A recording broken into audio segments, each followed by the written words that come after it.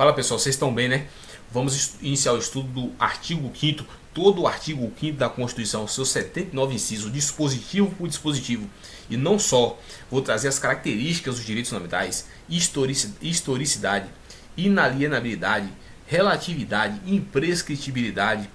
Vamos ver todas as características dos direitos fundamentais, a titularidade, a quem se aplica, quem são titulares dos direitos fundamentais. Brasileiro nato, naturalizado, estrangeiro, residente, não residente, apátrida. Vamos ver tudo isso aí. A quem se aplica os direitos fundamentais. Vamos ver a diferença de direitos para garantias, a diferença de direito e garantia. Vamos ver a diferença de direitos constitucionais para direitos humanos. Vamos fazer a diferença de direitos humanos para a diferença de direitos fundamentais. Beleza? Então hoje a gente vai trazer ADPFs, julgamentos, súmulas, doutrinas. Vamos trazer ali as características dos direitos fundamentais. Vamos trazer a titularidade dos direitos fundamentais, a diferença de direitos e de deveres, não, de direitos e garantias, a diferença de direitos e garantias. Vamos trazer a diferença de direitos humanos para direitos constitucionais. Vamos ver ali onde nasceu, onde começou os resquícios dos direitos fundamentais, a Magna Carta inglesa de 1215, beleza? E como a gente já sabe, a Constituição é dividida em 3 partes. A parte do preâmbulo, que não tem força normativa, não tem força vinculante, não obriga os estados, é um mero texto interpretativo, apesar de ter ali sob a proteção de Deus, não obriga os estados a ter esse dispositivo, porque estamos no estado laico, beleza? Não temos religião confessional. A parte dogmática do artigo 1º ao 250, aí sim, irradia sobre todo o ordenamento jurídico, é de observância obrigatória, os estados, toda legislação infraconstitucional tem que obedecer a Constituição e hierarquia das normas, né? Topo das normas, a hierarquia de Kelsen, a Constituição está no topo, é a norma maior, é a lei maior. Todas as outras estão obrigadas a observarem a Constituição, beleza? Então, artigo 1º 250, esse é a parte dogmática. E temos o preâmbulo, que é o ADCT, ou temos a DCT, que é do artigo 1º ao 138, também é obrigatório, de observância obrigatória, beleza? Preâmbulo, parte dogmática, artigo 1º 250, ADCT, artigo 1º a 138, beleza? Então vamos avançar aqui no direito constitucional, como vocês nunca viram. Vamos avançar aqui de forma completa no direito constitucional. Pessoal, aqui está meu Instagram, o YouTube é o mesmo, se vocês quiserem me seguir lá, tamo junto, vídeo aula todos os dias. Pessoal, a origem dos direitos fundamentais, eu falei para vocês, né? Já temos ali, como eu falei para vocês, na Magna Carta inglesa de 1215, já temos ali resquício dos direitos fundamentais, início dos direitos fundamentais, né? Já temos ali o início dos direitos fundamentais com a Magna Carta de 1215, já tivemos ali um começo. Porém, vamos observar que o pessoal a visão não estava tão focada nos direitos fundamentais de modo amplo, não estava focada ali como aplicabilidade a todos. Eles não se preocupavam tanto em distribuir, né, de alcançar de modo geral a todos. Eles queriam usar os direitos fundamentais para reforçar os barões a limitar o poder do rei, beleza? Os poderes foram positivados, os direitos fundamentais foram positivados e ganharam força após a Revolução Francesa. Bill of Rights, a Carta Bill of Rights, Revolução Francesa, em 1779. Então a gente vai observar isso aí, beleza? Bora lá. Aqui, ó. Direto ao ponto, Marcelo Alexandrino e Vicente de Paulo afirmam que na doutrina prevalece o entendimento de que a Carta Magna inglesa de 1215 é o marco inicial dos direitos fundamentais. Porém, os autores ressaltam que os direitos lá previstos não eram focados nos indivíduos e sim para assegurar aos barões o poder político necessário para limitar a atuação do rei. Foi o que eu falei com vocês, beleza? Assim, JJ Canotilho Gomes complementa o tema lecionado, que a positivação dos direitos fundamentais se deu a partir da Revolução Francesa, com a Declaração dos Direitos do Homem e das declarações de direito formuladas pelos Estados americanos, ao afirmarem sua independência em relação à Inglaterra, né, Bill of Rights, em 1776, originam-se assim as constituições liberais dos estados ocidentais do século XVIII e XIX. Então, só lendo novamente para reforçar, Marcelo Alexandrino e Vicente Paulo afirmam que na doutrina prevalece o entendimento que a Carta Magna Inglesa de 1215 é o marco inicial dos direitos fundamentais, beleza? Porém, os autores ressaltam que os direitos lá previstos não eram focados nos indivíduos, e sim para assegurar aos barões o poder político necessário para limitar a atuação do rei. Então foi o que eu falei com vocês. Os direitos fundamentais eles eram usados para dar poder necessário aos reis para aos barões, poder necessário aos barões para limitar o poder do rei. Não focava tanto nos indivíduos, de modo amplo geral. Os direitos fundamentais ganharam força com a positivação da Bill of Rights na Revolução Francesa. Aí os direitos fundamentais começaram a ganhar força, beleza? E direitos fundamentais são aqueles previstos, escritos no ordenamento jurídico doméstico de cada estado, na Constituição de cada estado. Direitos humanos estão previstos em tratados e convenções internacionais, documentos externos, beleza?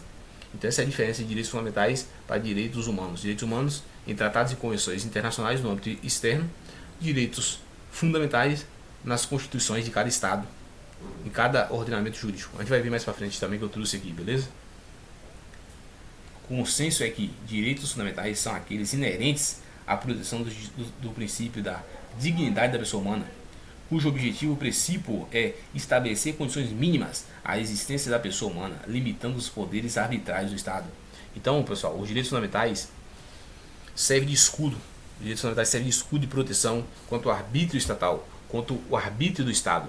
Os direitos fundamentais, basta ser pessoa, né? Então, basta ser pessoa para ser titular de direitos fundamentais. É o critério justnaturalista, basta ser pessoa desde a concepção, desde ali do momento da concepção, momento concepcionista, a pessoa já é titular de direitos fundamentais. Serve de base, de escudo, de proteção contra o arbítrio estatal, contra o arbítrio do Estado, beleza? Então vamos avançar.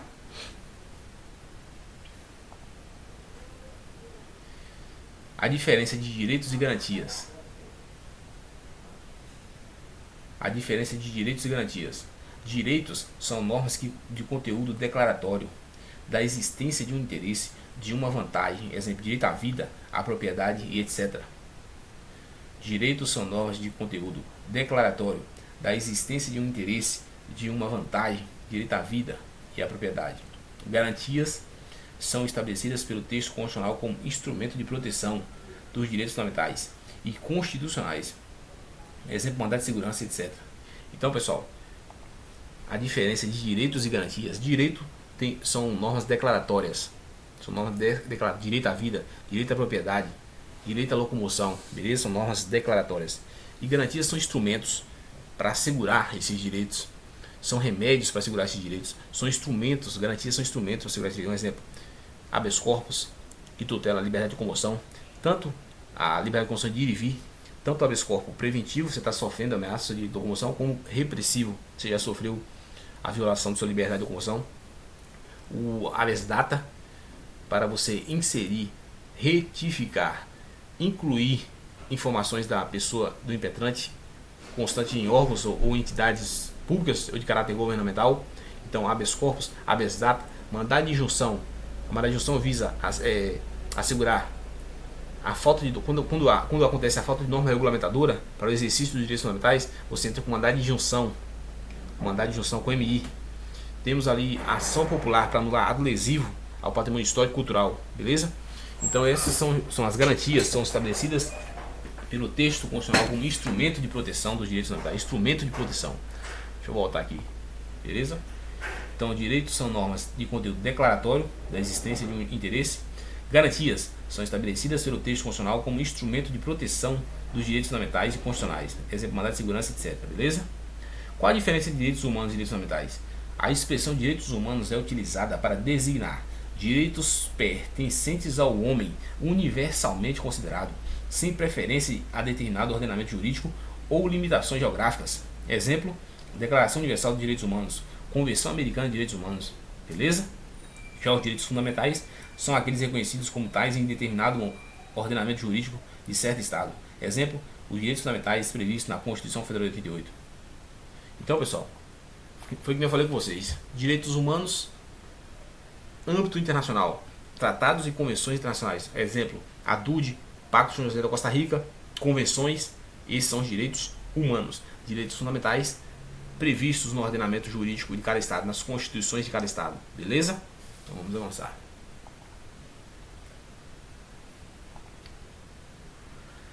Temos aqui a teoria, eu não gosto muito de falar nessas teorias não, mas cai em prova. Depois eu vou criar uma videoaula só de questões de direito constitucional. Vamos observar que esse tema cai em prova. Jelinek, status Jelinek, George Jelinek traz ali alguns status, status ativo, positivo, negativo, beleza? Dos direitos do cidadão contra o Estado, como acontece ali a posição do Estado e o cidadão. George Jelinek, beleza? Segundo o filósofo do direito e juiz alemão George Jelinek, temos alguns status vinculados a cada tipo de direito fundamental.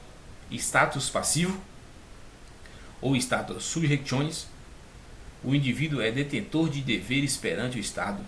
O indivíduo não está em uma posição de ter direitos exigíveis ao poder público, mas, ao contrário, está em uma posição de subordinação, por exemplo, alistamento eleitoral e voto.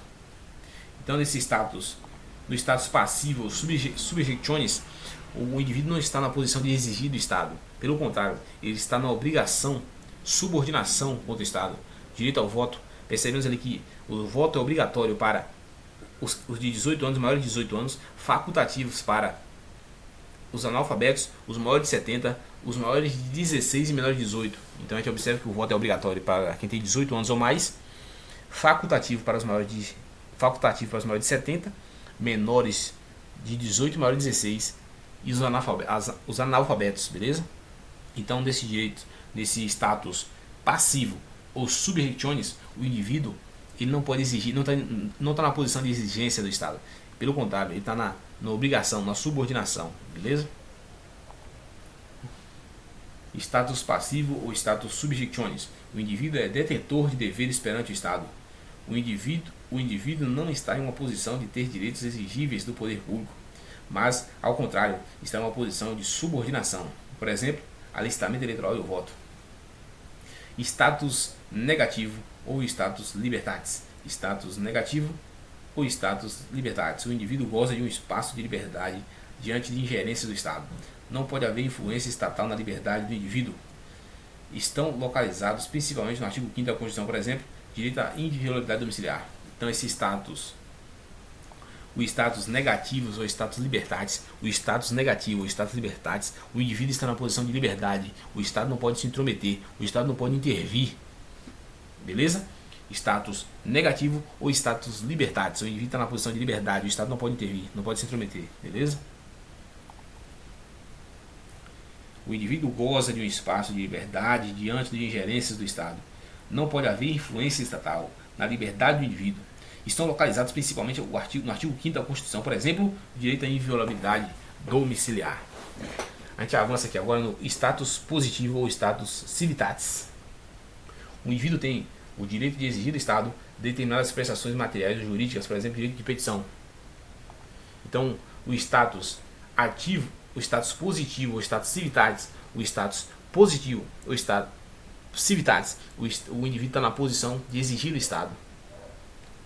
Tanto norma jurídica, por exemplo, direito de petição aos poderes públicos, direito de petição, todos podem peticionar, são a todos assegurados, independentemente do pagamento de taxa, o direito de petição aos poderes públicos em defesa de direitos ou contra ilegalidade ou abuso de poder, beleza? Então esse é o status positivo ou status civitatis. O indivíduo tem o direito de exigir do Estado determinadas prestações, o direito de exigir do Estado determinadas prestações. E agora temos aqui por último o status ativo ou status da cidadania ativa. O indivíduo possui competência para influenciar a informação da vontade estatal. É o direito que o indivíduo tem de participar e influenciar nas escolhas políticas do Estado, incluindo, sobretudo, os direitos políticos, por exemplo, direito ao voto. Então, esse é o status ativo ou status da cidadania ativa. Status ativo, status ativo, status ativo ou status da cidadania ativa. O indivíduo está na posição de participar das decisões do Estado, participar das decisões políticas do Estado, beleza? Então vamos avançar aqui.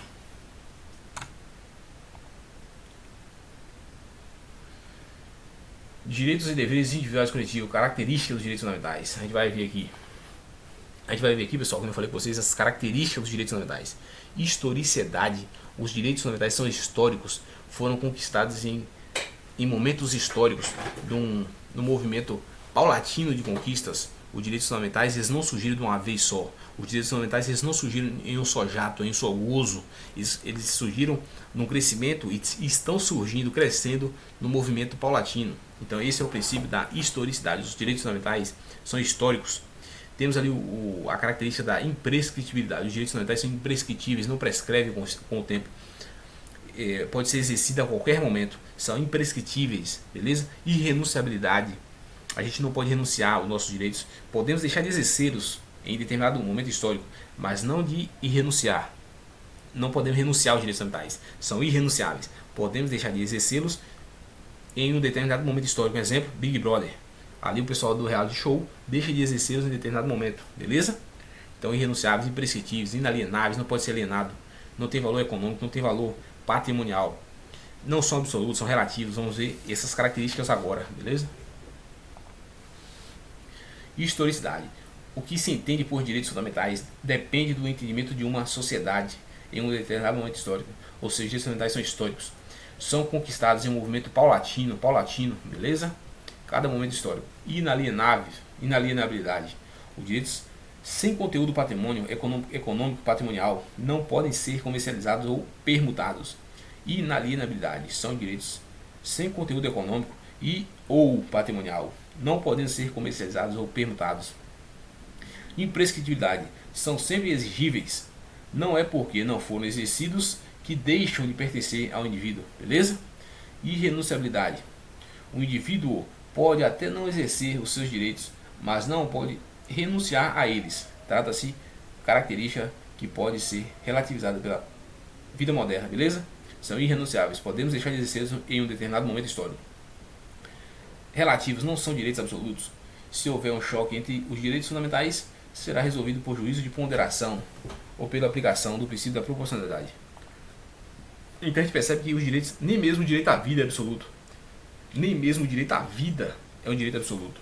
A gente observa ali que ninguém será submetido à pena de morte, salvo, lá na frente, salvo em casos de guerra declarada nos termos do artigo 84, inciso 19 da Constituição. Então nem mesmo o direito à vida é um direito absoluto. A gente vê que a vida pode ser relativizada. No caso do aborto, um exemplo. Aborto, quando ali é um aborto humanitário, terapêutico ou profilático, é permitido o aborto no Brasil quando for para salvar a vida da gestante, famoso aborto médico, aborto necessário, terapêutico ou profilático, para salvar a vida da gestante, é permitido. Então, é uma exceção à vida. Nem mesmo a vida é um direito absoluto.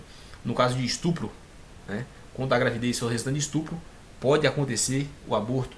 Quando for feto anencéfalo, sem viabilidade de vida, sem pleno desenvolvimento, pode acontecer o aborto. Então, estupro, está necessidade, anencéfalo, feto anencéfalo, né?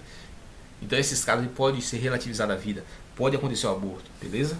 Então, os direitos são relativos, não são absolutos. Tem alguns doutrinadores que falam que a tortura, a não submissão à escravidão são direitos absolutos. Mas você leva em regra na mente que não são, beleza? E se houver um conflito, não tem hierarquia de direitos fundamentais. Não existe hierarquia de direitos fundamentais. Nenhum está maior que o outro. Existe quando haver conflito, quando acontecer conflito de direitos fundamentais, aí vai usar o princípio da ponderação, da proporcionalidade, beleza? Então vamos avançar. Personalidade. Os direitos fundamentais não se transmitem. Personalidade. Os direitos fundamentais não se transmitem. Cumulatividades podem ser acumulados. Os direitos fundamentais são direitos que podem ser exercidos ao mesmo tempo. Todos podem ser exercidos ao mesmo tempo. Beleza? São de personalidade, cumulatividade, universalidade. Independentemente de as nações terem assinado a Declaração Universal dos Direitos Humanos, a DUD, os direitos fundamentais devem ser reconhecidos em todo o planeta, independentemente de cultura, política e sociedade. E proibição ao retrocesso, efeito cliquet. Então assim, pessoal, os direitos fundamentais são a característica da personalidade, não se transmitem, da universalidade, aplica-se a todos, independentemente das nações terem assinado a DUD ou não, de terem assinado a convenção ou não. Os direitos fundamentais são universais, aplicam-se a basta ser pessoa para o reconhecimento dos direitos fundamentais, beleza? Vedação e efeito cliquet. Os seus direitos fundamentais, uma vez conquistados, eles não podem ser abolidos, amesquinhados, diminuídos, eles não podem ser excluídos, não podem retroceder no tempo. Efeito clique. Os direitos fundamentais têm que avançar no tempo, têm que ser melhorados, conquistados, não podem ser abolidos, extinguidos, amesquinhados, beleza? Então vamos avançar.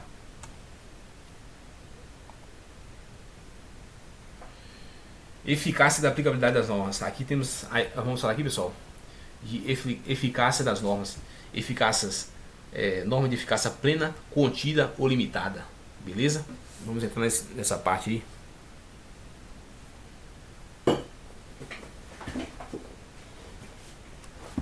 Temos a de eficácia plena, que quando o legislador elaborou a Constituição, quando o legislador trouxe os dispositivos da Constituição, se aplica de forma imediata, direta, integral. Essa é a norma de eficácia plena. Ali na Constituição, o texto da Constituição tem eficácia imediata, direta, tem aplicabilidade imediata, direta, integral, não precisa de regulamentação. Um exemplo, tortura, ninguém será submetido a tortura, né, tratamento desumano degradante. Então é eficácia, é aplicabilidade, não é eficácia não, é aplicabilidade. Aplicabilidade direta, imediata, integral. Ninguém será submetido a tortura. Habeas corpus, habeas data, remédio constitucional. Então, tem aplicabilidade dessas normas imediata, integral, direta, não precisa de regulamentação. A contida já é aplicabilidade direta, mas não integral, né? Um exemplo, o exercício da profissão é livre exercício de qualquer trabalho. É assegurada as qualificações que a lei estabelecer. Então, é livre exercício de qualquer trabalho, ofício ou profissão, atendidas as qualificações profissionais que a lei estabelecer. Bora ver nesse slide aqui, fica melhor para o senhor. Aqui, ó. Eficácia plena. Desde a entrada em vigor da Constituição, produz ou tem a possibilidade de produzir todos os efeitos. Possui aplicabilidade direta, imediata e integral. Exemplo, remédios constitucionais. Então, essa é a eficácia plena. Produz ou tem possibilidade de produzir todos os efeitos, possui aplicabilidade direta, imediata e integral, beleza? Eficácia contida, o legislador regulou suficientemente, mas ainda pode ser restringida. Um exemplo, é imediata e não integral, liberdade de profissão. Então, a eficácia contida, ela é direta, ela é imediata, mas é não integral, beleza? Por exemplo, a liberdade profissional. E temos a eficácia limitada, possui aplicabilidade, aqui está errado, é aplicabilidade indireta, aqui eu vou editar depois. Então, possui aplicabilidade indireta, não produz seus efeitos desde sua entrada em vigor. Além disso, se manifesta a plenitude dos efeitos jurídicos pretendidos pelo legislador constituinte após a emissão de atos normativos previstos ou requeridos por ela. Possui aplicabilidade indireta, aqui, ó, indireta, imediata, reduzida, exemplos, mandado de criminalização, beleza? Então a gente percebe ali que a eficácia limitada, ela tem uma aplicabilidade indireta, imediata, reduzida, beleza? Vamos avançar aqui. Dimensões dos direitos fundamentais. A primeira dimensão, liberdade, a abstenção do Estado, exemplo, direitos civis e políticos. Primeira dimensão, liberdade, a abstenção do Estado, direitos civis e políticos. A gente vai ver o seguinte, dimensões, a gente vai ver as dimensões. Eles falam dimensões e gerações, mas quando fala geração, dá um entendimento que os outros são excluídos, né? Então, quando fala de dimensão, é bem melhor, que aí são conquistados. Então, falar de dimensão e geração é a mesma coisa para eles, né? Mas o sentido de dimensão é melhor. Então, primeira dimensão, direitos civis e políticos. Direitos civis e políticos está ligado ali a um viés de liberdade, Revolução Francesa, liberté. Direitos de primeira geração, dimensão, direitos de liberdade, igualdade, beleza? Liberdade, direitos civis e políticos, né? Igualdade é o direito de segunda geração, dimensão, direito de igualdade. E o de terceira geração, fraternidade, né? O direito de primeira geração, direitos civis e políticos. Direito de segunda geração, dimensão, direitos econômicos, sociais e culturais. Terceira geração, direito a liberdade, igualdade, fraternidade. Está ligado ao viés de fraternidade ali. Então, direito de primeira geração, liberdade. Segunda geração, dimensão, igualdade. Terceira geração, fraternidade. Bora entrar nesse slide aqui, fica melhor, beleza? Aqui, ó. Primeira dimensão, liberdade, abstenção do Estado. Não fazer estatal, o Estado tem que se abster. Direitos civis e políticos, um exemplo. Segunda dimensão, igualdade, exemplo, direitos sociais, econômicos e culturais. Aqui o Estado já tem que se mostrar presente. Na segunda dimensão, o Estado já tem que se mostrar presente, beleza? Direitos sociais, econômicos e culturais. Terceira dimensão, fraternidade, solidariedade, exemplo, meio ambiente, autodeterminação dos povos. E quarta dimensão, futuro da cidadania, exemplo, democracia, pluralismo e informação.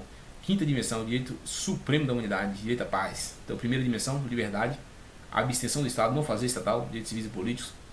Segunda dimensão, igualdade, exemplo, direitos sociais, econômicos e culturais. Terceira dimensão, fraternidade e solidariedade. Meio ambiente, autodeterminação dos povos. Quarta dimensão, futuro da cidadania, democracia, pluralismo e informação. Quinta dimensão, direito supremo da humanidade, direito à paz, beleza? Aqui, pessoal, botei a estrutura, direitos e deveres individuais e coletivos, aqui a estrutura da Constituição, dos direitos fundamentais.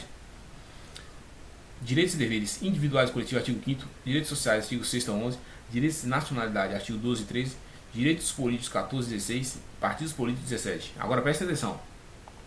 Eu trouxe aqui essa estrutura dos direitos fundamentais, mas é meramente exemplificativo, não é um rol taxativo, beleza? É meramente um rol exemplificativo. Os direitos fundamentais podem ser encontrados em todo o corpo constitucional, em toda a norma constitucional, em toda a Constituição e fora dela. Então é um rol exemplificativo.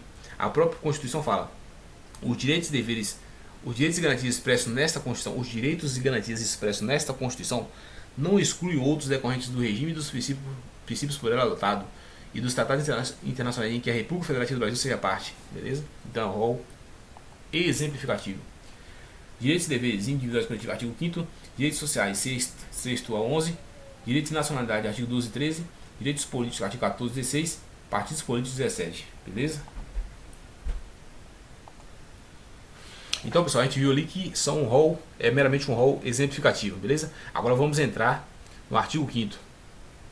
Aqui, ó, título 2 dos direitos e garantias fundamentais, capítulo 1 dos direitos e deveres individuais e coletivos, artigo 5º, todos são iguais perante a lei, sem distinção de qualquer natureza, garantindo-se aos brasileiros e aos estrangeiros residentes no país a inviolabilidade do direito à vida, à liberdade, à igualdade, à segurança e à propriedade no tempo seguinte.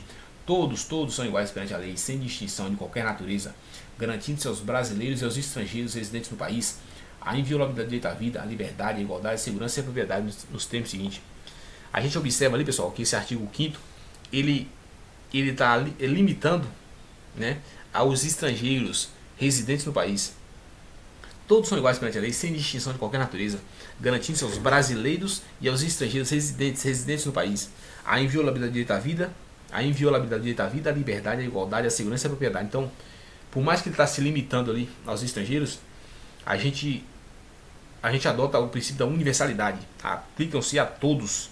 Os titulares dos direitos fundamentais são todos, basta ser pessoa desde o momento da concepção. Já são titulares de direitos fundamentais. Então, a titularidade dos direitos fundamentais é os brasileiros naturalizados, os estrangeiros, residentes e não residentes, os apátridas, aplica-se a todo mundo indistintamente, beleza? Para haver distinção entre brasileiros e direitos, só vai haver distinção entre brasileiros quando a Constituição trazer. A legislação infraconstitucional não pode trazer distinção entre brasileiros. Só a Constituição pode prever, e assim ela fez. Só a Constituição pode prever a diferença entre brasileiros, beleza? Então, aplica-se a todos indistintamente. Ali também temos a igualdade formal. Todos são iguais perante a lei, sem distinção de qualquer natureza. Beleza? Todos são iguais perante a lei. Mas aí entra em cena a igualdade material. O Estado tem que garantir a igualdade material para tratar os desiguais na medida de suas desigualdades e os iguais na medida de suas igualdades. Um exemplo, o princípio, apesar de só vir ali a igualdade formal, entra em cena a igualdade material. Um exemplo, cotas em concurso público, cotas para pretos e pardos, cotas para pessoa com deficiente. A pessoa deficiente não pode concorrer igualmente com a gente que é saudável, que não tem nenhuma deficiência, beleza? Então, por causa disso, surgiu as cotas para pessoa deficiente e as cotas para os pretos e pardos. Então, esse é o princípio da igualdade material, tratar os desiguais na medida de suas desigualdades e os iguais na medida de suas igualdades, trazendo ali uma igualdade de competição, beleza? Cotas em concurso público é um exemplo da igualdade material. Então todos são iguais perante a lei, sem distinção de qualquer natureza, garantindo aos brasileiros e aos estrangeiros residentes no país a inviolabilidade do direito à vida, à liberdade, à igualdade, à segurança e à propriedade, beleza? A gente avança aqui, então, pro inciso 1. Homens e mulheres são iguais de direitos e obrigações nos termos desta Constituição. Não precisa nem falar isso aqui, né? Homens e mulheres são iguais de direitos e obrigações nos termos desta Constituição. 2. Ninguém será obrigado a fazer ou deixar de fazer alguma coisa senão em virtude de lei. Ninguém será obrigado a fazer ou deixar de fazer alguma coisa senão em virtude de lei. Isso aqui é importante. Por particular, ninguém será obrigado a fazer ou deixar de fazer alguma coisa em virtude de lei. Por particular, o particular só faz aquilo, faz tudo que a lei não proíba. Então, tudo que a lei não proíba, o particular faz e pode fazer, beleza? Tudo que a lei não proíba, o particular pode fazer, o particular faz. Mas a administração pública, direta e indireta, de qualquer dos poderes, da União, dos Estados, do Distrito Federal, dos municípios, só faz o que a lei obriga ou determina, beleza? Para a administração pública, esse inciso, administração pública direta ou indireta, de qualquer dos poderes, da União, dos Estados, do município, qualquer dos poderes legislativo e executivo, só faz o que a lei manda ou autoriza, beleza? Ninguém será submetido a tortura, nem a tratamento desumano e degradante. Ninguém será submetido a tortura, nem a tratamento desumano e degradante. Então, pessoal, ninguém será submetido a tortura, nem a tratamento desumano e degradante. Além de estar previsto aqui na Constituição, temos na DUD. A DUD fala lá o seguinte: ninguém será submetido a tortura, nem a tratamento cruel, desumano e degradante. Então traz a palavra cruel. Aqui, ninguém será submetido a tortura, nem a tratamento desumano e degradante. Na DUD, ninguém será submetido a tortura, nem a tratamento cruel, desumano e degradante. E aí, através disso aí, nasceu a lei de tortura, né? Temos a lei 9455, a lei 9455 de 97. A lei de tortura. Eu vou lançar uma videoaula tudo sobre tortura na próxima oportunidade. Eu vou criar uma videoaula falando tudo sobre tortura, tudo sobre tortura, beleza? Então, a partir do mandamento constitucional nasceu a lei de tortura 9455 de 97. Ninguém será submetido a tortura, nem a tratamento desumano e degradante. A gente sabe que a tortura é um crime inafiançável, não cabe indulto, não cabe anistia, não cabe graça, beleza? Vamos avançar. É livre a manifestação do pensamento sendo vedado ou anonimato. É livre a manifestação do pensamento sendo vedado ou anonimato. É livre a manifestação do pensamento sendo vedado ou anonimato. É livre a manifestação do meu pensamento, do seu pensamento, do nosso pensamento. É livre a manifestação do meu pensamento, do seu pensamento, do nosso pensamento, sendo vedado, proibido o anonimato. Então a gente pode mostrar a cara, a gente pode falar, a gente pode se expressar. Podemos mostrar o nosso pensamento, explanar o nosso pensamento. Agora, se prejudicarmos outro, vamos sofrer as consequências, beleza? A gente não pode lançar o nosso pensamento e esconder. É vedado, é proibido o anonimato. Temos que mostrar, temos que explanar o nosso pensamento e assumir o risco, as consequências, beleza? Porque se atingirmos, ferirmos o direito de outrem, a gente vai ter que indenizar o terceiro, beleza? Quem for atingido, quem for alcançado, prejudicado, tem o direito de resposta, e não só o dano material e moral, mas o direito de resposta proporcional ao agravo, além da indenização por dano material, moral e imagem, beleza? Se você feriu alguém, a imagem, a honra de alguém, por meio de publicação em sites oficiais, você vai ter que republicar, refazer a merda que você fez, retirar toda a merda que você fez na mesma proporção, no mesmo tempo. Se você publicou um vídeo de 5 minutos falando mal do cara, sujando a honra da pessoa, você vai ter que republicar um novo vídeo retratando, dizendo bem do cara, tirando o que você falou, beleza? Vamos avançar aqui. Então eu trouxe para você aqui, ó. É assegurar o direito de resposta proporcional ao agravo, além da indenização por dano material, moral e imagem. Então é assegurar o direito de resposta proporcional ao agravo, além da indenização por dano material, moral e imagem. Então por isso que é vedado, é proibido o anonimato, beleza? É inviolável a liberdade de consciência e de crença, sendo assegurado o livre exercício dos cultos religiosos garantida na forma da lei, a proteção local de cultos ou liturgias. É inviolável a liberdade de consciência e de crença, sendo assegurado o livre exercício dos cultos religiosos garantida na forma da lei, a proteção local de cultos ou liturgias. Então,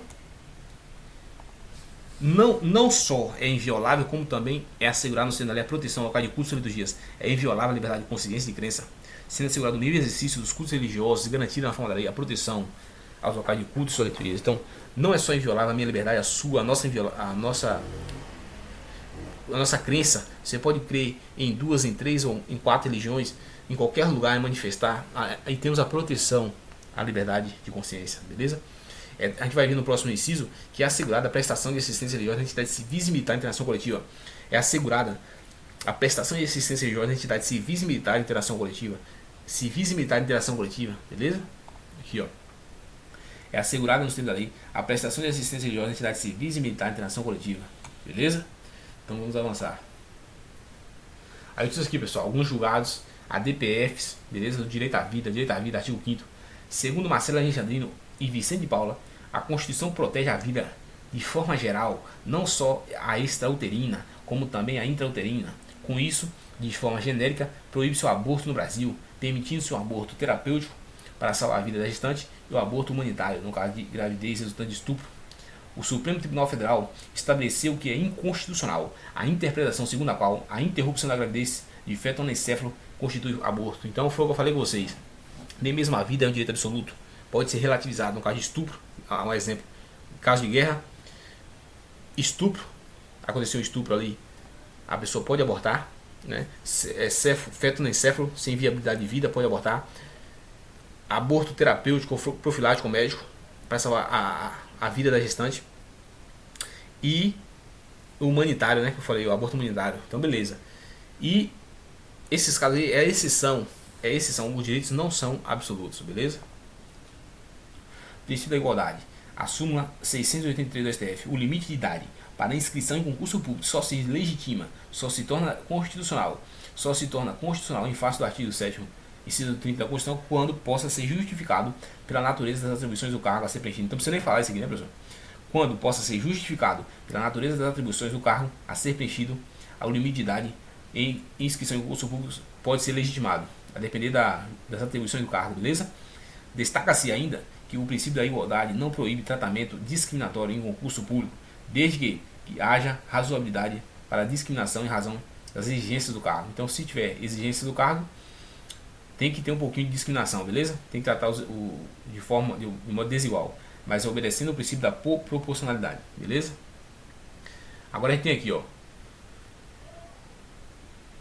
em 22 de nove de 2025, o Supremo Tribunal Federal, através do julgamento do recurso extraordinário 1469. Então, pessoal, temos esse julgado aqui, ó, o Supremo Tribunal Federal, através do julgamento do RE 1469, com repercussão geral, assentou o entendimento de que é inconstitucional, por violar o princípio da razoabilidade, lei estadual que exige, como requisito para ingresso na Polícia Militar, a altura mínima superior à prevista para ingresso nas Forças Armadas, nas carreiras do Exército. Então, o STF julgou inconstitucional lei estadual, que dizia ali, que exigia como requisito idade superior à estabelecida pelo Exército. O Exército tem 1,55, o Exército diz que é 1,55 para mulher e 1,60 para homem. A lei estadual queria trazer um limite de altura maior, foi julgado inconstitucional, beleza? Aqui, ó, 1,55 para mulheres e 1,60 para homens. Então tá definido hoje. O STF já bateu o martelo. 1,55 para mulheres e 1,60 para homens. Aqui eu trouxe umas exceções ao princípio da legalidade. Estado de defesa, estado de sítio, medidas provisórias. Aqui são exceções ao princípio da legalidade, beleza? A lei fala, a administração pública só pode fazer o que a lei determina e autoriza. Mas no estado de sítio, no estado de defesa, a gente percebe ali que é uma exceção ao princípio da legalidade. Direitos podem ser violados, direitos podem ser relativizados no caso de sítio e de guerra, beleza? Então vamos lá. Agora temos aqui alguns informativos, pessoal. Informativo número 666 do STF. A omissão injustificada da administração em providenciar a disponibilização de banho quente nos estabelecimentos prisionais fere a dignidade da pessoa, a dignidade do preso sob sua custódia. A omissão injustificada da administração em providenciar a disponibilização de banho quente nos estabelecimentos prisionais fere a dignidade de preso sob sua custódia, beleza? Então, se o estabelecimento prisional não disponibilizar de banho quente ao preso, fere a dignidade do preso, beleza? Informativo do 794 do STF. É lícito, é constitucional ao Poder Judiciário impor à administração pública obrigação de fazer, consistente na promoção de medidas ou na execução de obras emergenciais e estabelecimentos prisionais, para dar efetividade ao postulado da dignidade da pessoa humana e assegurar aos detentos o respeito à sua integridade física e moral, nos termos do que preceitua o artigo 5º, 49 da Constituição Federal, não sendo oponível à decisão o argumento da reserva do possível, nem o princípio da separação dos poderes. Então, é lícito, é constitucional o Poder Judiciário, é constitucional o Poder Judiciário impor dever, obrigação à administração pública, ao poder executivo, ao sistema prisional, de criar estabelecimentos, medidas para garantir, proteger a dignidade do preso, a integridade física e psíquica. Então é constitucional ao Poder Judiciário impor o dever à administração pública, ao sistema prisional, ao Poder Executivo criar novos estabelecimentos, ampliar os estabelecimentos, adotar medidas para proteger o super princípio da dignidade do preso, porque o preso ele tem a proteção de sua dignidade física, moral, psicológica, a própria Constituição estabelece isso. O objetivo da LEP é a ressocialização, é fazer nascer no preso a vontade de viver autossuficiente com respeito às leis, após o cumprimento da pena e quando ele ganhar sua liberdade, ele fazer nascer no preso ali, durante o cumprimento de pena, a vontade de nascer autossuficiente com respeito às leis, beleza? Então esse é o princípio da LEP, o objetivo da LEP, a ressocialização, a proteção da dignidade do preso, a proteção da integridade física e psíquica, fazer nascer no preso a vontade de viver autossuficiente com respeito às leis, beleza? Então é lícito, é constitucional ao Poder Judiciário impor que o Poder Executivo crie estabelecimentos prisionais, melhore os estabelecimentos prisionais, adote medidas para melhorar o estabelecimento prisional, beleza? E outra, o Poder Executivo não pode alegar a reserva do possível, a separação, que está ferindo a separação dos poderes, negativo. O Executivo, o Judiciário está interferindo, está ferindo a separação dos poderes. O Estado não pode alegar a reserva do possível, beleza? Tem que cumprir a dignidade da pessoa humana, beleza? O uso legítimo de algemas não é arbitrário, sendo de natureza excepcional, a ser adotado nos casos em que a finalidade de impedir, prevenir ou dificultar a fuga ou reação indevida de presos, desde que haja fundada suspeita ou justificado receio de que tanto venha a ocorrer e para evitar a agressão do preso contra os próprios policiais, contra terceiros ou contra si mesmo.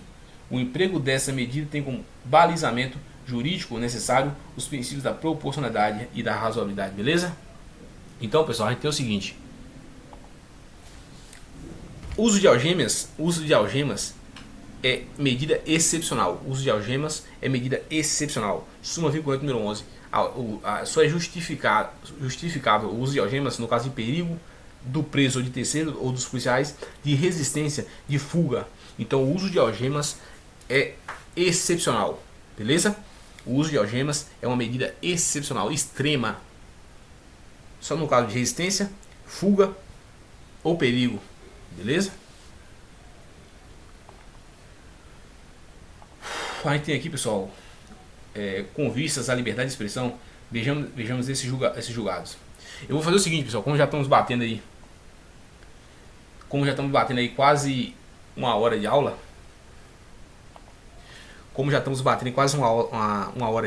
eu vou, por meio de questões didáticas, eu vou interromper essa aula, né? Eu vou interromper essa aula aqui e trazer nas próximas aulas, né? Mas vamos destruir todo o artigo 5º, eu vou trazer todo o artigo 5º de forma completa. Vamos estudar todo o artigo 5º de forma completa, beleza? Informativos, ADPF, julgamentos. Então, aula 1, vou lançar no YouTube hoje, aula 1, Direito Constitucional, destruindo o artigo 5º, aula 1. Você curta, compartilhe, comenta, por favor. Curte, comente, compartilhe, manda pro seu amigo. Assiste essa videoaula aí, ficou top demais. Então, obrigado, pessoal. Vamos pra cima e até a próxima, beleza?